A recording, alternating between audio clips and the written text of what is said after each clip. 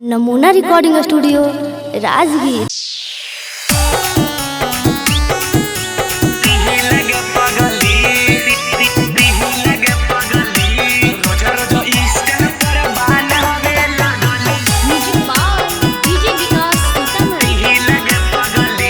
जब से तोहरी के गेनी है हमारा दिल लगे पगली, जब से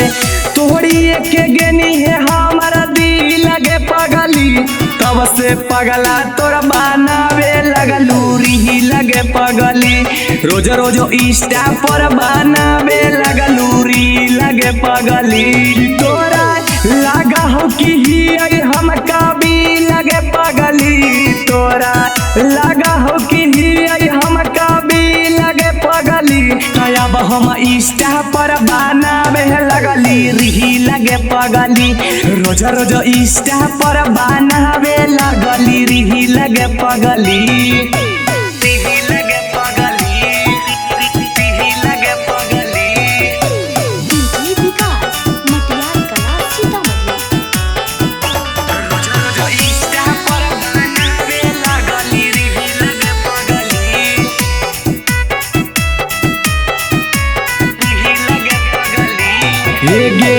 तोरे चक्कर में हम छोड़लू हल पढ़ाई गे, तबो कहे शादी करी दिलक बाबू माई गे, हाँ गे तोरे तो चक्कर में पगली छोड़लू हल पढ़ाई गे,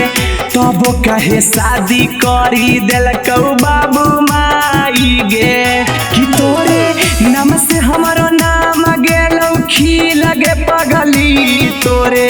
नाम से हमारो नाम गेलौ खी लगे पगली, तब से इंस्टा पर बनावे लगली री लगे पगली, रोज रोज इंस्टा पर बनावे लगलू री लगे पगली।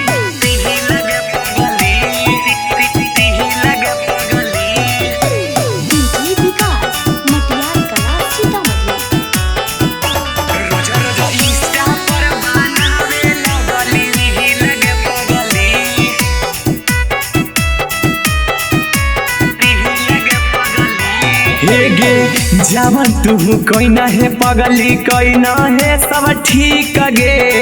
अबो ससुररिया में तोरा मांगे रोज भीख गे, हाँ गे जवन तू कोई ना है पगली कोई ना है सब ठीक गे, अबो ससुररिया में तोरा मांगे रोज भीख गे, कि कहवन सोनू सिंगर जैसन गेहलौ मी लगे पगली, कावन रविकांत जैसन गेलौ मी लगे पगली, कि अब हम इंस्टा पर बनावे लगली री लगे पगली,